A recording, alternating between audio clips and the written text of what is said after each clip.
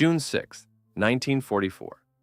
225 American Rangers are about to climb a cliff that a German field marshal said was impossible to climb. They will lose 15 men on the ropes alone. They will reach the top and find the guns they came to destroy are gone, nothing but wooden poles painted black. And then, one wounded sergeant, bleeding through his uniform, will walk alone into an apple orchard behind enemy lines and do something that will save 50,000 men on 2 beaches. This is Pointe du Hoc, the mission that almost failed, the victory that almost never happened, and the walk across wet grass that changed everything. To understand how one bleeding sergeant ended up alone in that French orchard with thermite grenades in his jacket and nothing else, you have to go back 12 hours. Back to the water. Because the disaster didn't start on the ropes, it started in the boats. At 0600 hours, the Rangers were already in trouble. 10-foot swells, flat-bottomed landing craft pitching like crazy, now men bailing seawater with their helmets, most of them puking from the diesel fumes and the motion.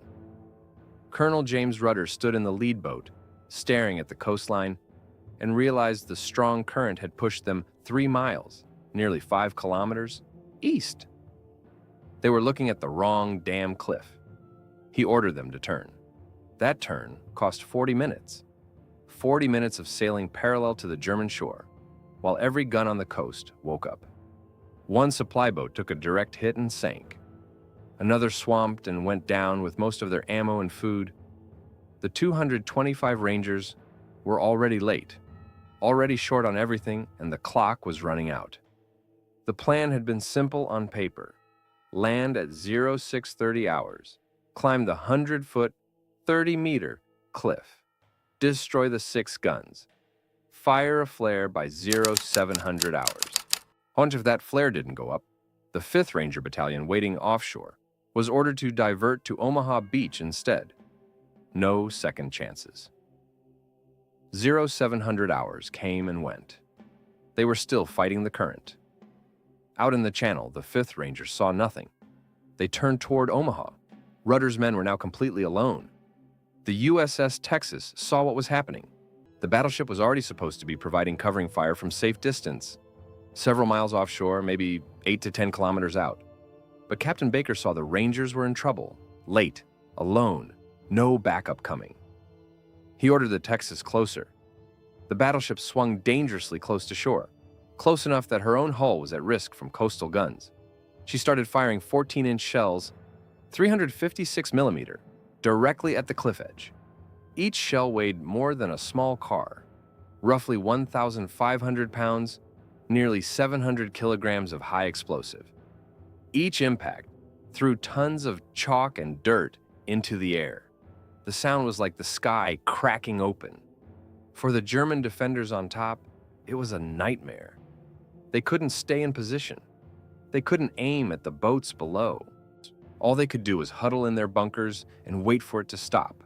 By the time they finally scraped onto the rocks at the base of the real cliff, it was 0710 hours. Rommel himself had stood on this cliff 3 months earlier.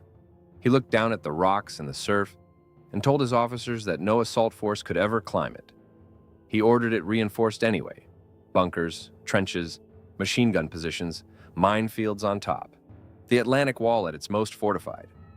The Germans from the 726th Grenadier Regiment had already recovered from the naval bombardment. They were waiting at the top. Rockets scream upward, trailing ropes.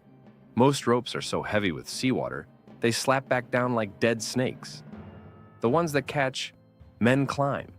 The cliff faces 100 feet of wet chalk, just over 30 meters. Your boots slip. Your hands are numb from the cold water. The gear on your back weighs 60 pounds, nearly 30 kilograms. The rope is so wet it's almost impossible to grip. And then the Germans appear at the top. You ever try to pull your own body weight up a rope while someone is dropping grenades on your helmet? Germans from the 726th lean over the edge with MP-40S and potato mashers. Ropes get cut mid-climb. You feel the rope jerk hard when the guy above you takes a round. Then his weight disappears. Bodies fall past other men without a sound, just gone. 60 pounds of gear, nearly 30 kilograms. pulling them straight down into the rocks. One ranger took a bullet in the arm and kept climbing. Another had a grenade explode 3 feet above him, about a meter. Shrapnel tore into his shoulder, but he didn't let go. A third man watched his rope get cut, fell 20 feet, 6 meters, hit a ledge, and started climbing again on a different rope. 15 men were killed or wounded before they even reached the grass. 5 minutes. That's how long it took the first ones to reach the top. Sergeant William Stivison was one of the first over. He didn't wait to catch his breath. He charged straight at a machine gun nest before the Germans could swing it around. 2 other Rangers followed him. They cleared it with grenades and rifle fire. More men poured over the edge. Every one of them half dead from the climb, soaking wet, bleeding, but they kept moving. Now, Colonel Rudder made it up with a bullet wound already in his leg. He set up his command post in a crater and refused to leave. The Rangers cleared the bunkers and trenches in brutal close fighting. Then, they reached the gun casemates. The whole reason they'd bled on that cliff. Empty. Just wooden telephone poles painted black. Decoys. You can picture the silence that hit them. All those friends gone on the ropes for nothing. But Rudder wouldn't accept it. He set up his command post in a crater and said the sentence that saved the invasion. Find the guns. They didn't just disappear. First Sergeant Leonard Lomell, still bleeding from the bullet he took on the climb, grabbed Staff Sergeant Jack Kuhn and pushed south through the hedgerows. Nearly a mile and about 1,600 meters, behind enemy lines, following heavy tire tracks in the mud. Lomell looked through a gap in the hedgerow. There they were, 5 155mm guns, 6-inch, in an apple orchard, camouflaged, aimed straight at Utah Beach, ammo stacked and ready, 2 Germans having a smoke. The rest of the crew was probably hiding from the naval fire. Lomell didn't call for help. He didn't have time. He handed Kuhn his Thompson, stepped through the hedgerow, and walked across the wet grass. He reached the first gun, pulled a thermite grenade from his jacket, placed it into the traversing mechanism, the delicate gears that let the gun crew aim left and right, then another into the elevating mechanism, the gears that raised and lowered the barrel. Here's what thermite does. It's a mixture of metal powder and metal oxide. When it ignites, it burns white hot at over 2,200 degrees Celsius. That's 4,000 degrees Fahrenheit, hotter than most metals can withstand. Steel melts. Gears fuse together. The chemical reaction is so violent it can't be stopped with water or dirt. Once those gears melted, the guns were useless. Even if the Germans came back with replacement parts, it would take weeks to repair. The guns that could have killed thousands were now scrap metal. Kuhn smashed the optical sights with his rifle butt, making sure the gun couldn't be aimed, even if they somehow repaired the gears. They went back for more grenades and finished the job. The 6th gun was found and destroyed by another patrol. 5 guns that could have slaughtered thousands of men on Utah Beach were now scrap metal because 2 wounded sergeants decided this was their business. The rest, as Lomell later said, was just paperwork. But the mission wasn't over. It was just beginning. By afternoon, scouts from the 914th Grenadier Regiment started probing the perimeter. Small groups at first, testing the Rangers' strength. Then they came in force. The first counterattack hit from the south in the late afternoon. German infantry moving through the hedgerows, supported by mortars. The Rangers had no heavy weapons, just rifles, a few machine guns, and whatever grenades they had left. They beat the attack back with artillery support radioed in from ships offshore. The second attack came at dusk from the east. The Germans had figured out the Rangers' positions by now. They knew exactly where to hit. The Rangers held barely. By midnight, the Germans realized how small the Ranger force really was. The third attack nearly broke through. A squad of Germans got inside the perimeter. The fighting turned into something out of the Dark Ages. No guns, just knives, entrenching tools, rifle butts, bare hands in the mud. The kind of fighting where you feel the other man's breath. The Rangers pushed them out, but the line shrank with every attack.